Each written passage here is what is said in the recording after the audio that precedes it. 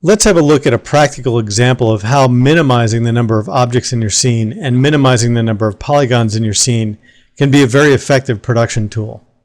We're going to open a file from your project directory. Click on the Application button, then click the Open option. You should be in the Scenes directory inside of the Understanding 3D project directory. In the Scenes folder, navigate to Chapter 02 and select the Chapter 02 Level of Detail 01.max file and click Open to open the file. When it loads, you'll see what is a very simple scene, or what appears to be a very simple scene with 1,000 boxes and 1,000 spheres, each with a high number of polygons. In the perspective view, you can see that I have enabled some statistics. The 7 key is the keyboard shortcut for statistics. It shows that we have about 8.7 million polygons. We have 2,000 objects, which is not shown in the statistics, but that's how many objects there are in the scene. The point of this is that these objects are much higher density than they need to be, and there are a lot of objects not visible in the scene. There are spheres hidden inside of each one of these boxes. We're going to go ahead and render the perspective viewport. Make sure the perspective view is active. There should be a yellow box around the perspective viewport. Move the cursor up to the main toolbar and click the Render button on the very right-hand side. Allow the rendering to take place. The speed of the rendering will depend on your computer system, so we don't know how long it's going to take, but it'll be relative no matter which computer you're using.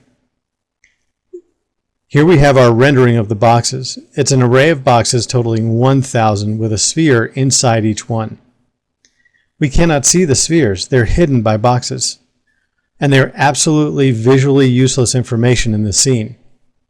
This would be very similar to rendering a building with all of the furniture on the inside. If your concern is with the exterior, the furniture is wasted geometry.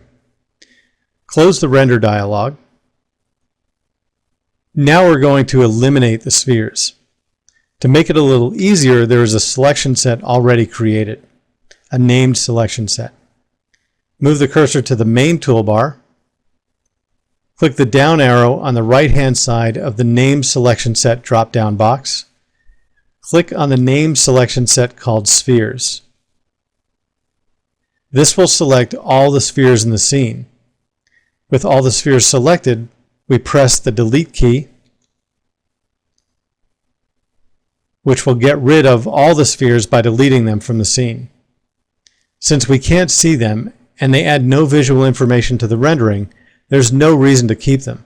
If we look at our statistics again, we now notice that we have 4.8 million polygons, and we're left with only 1,000 objects. So we've eliminated nearly half the polygons and half the objects. Notice down at the bottom left side of the screen is my render time. Your time will be different depending on the computer system you're using. Faster systems will have shorter render times, where slower systems will have longer times. This is the amount of time it took to render this last frame. Remember your render time, or you can write it down. Render the perspective view again by clicking the Render button on the right-hand side of the main toolbar. Once 3ds Max is done rendering, we'll compare the render time at the lower left-hand side of the screen. You should notice that it took less time to render than previously. And in some cases, you can knock off nearly a third of the render time for the scene. And does this make very much of a difference? For rendering this one frame, it might not make a tremendous amount of difference, just a few seconds. But if I'm rendering thousands of frames, a few seconds can add up. Or if I have a rendering time of several hours, decreasing that render time by a third can save me a significant amount of time. We did this simply by getting rid of the objects that we don't need. Now let's see if we can get this to render even faster. Go ahead and close the render dialog. In the perspective viewport, go ahead and select one of the boxes. It doesn't matter which one. In the command panel, click on the Modify tab. That'll take us to the Modify panel. If we look in the parameters rollout for the box we've selected, you'll notice that we have the length, width, and height segments set to a value of 20. At this point, it's not important to understand what's going on with these numbers, just that we're going to reduce the number of polygons each box is made of. This can easily be done by right-clicking on the spinner to the right of the number value for each segment option.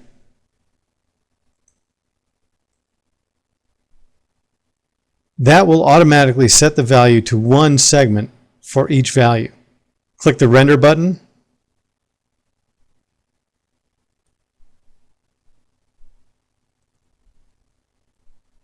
By reducing the number of polygons, we've reduced the render time significantly, and the scene looks exactly the same way it did before we reduced the number of polygons. So we have significantly reduced our rendering time without changing the visual quality of our rendered image. This is one of those rules that you always want to follow. Close the render window. And if we look at the statistics, we can see that we're down to just about 12,000 polygons. So we've taken this scene all the way from 8 million polygons down to 12,000 polygons without changing the visual quality.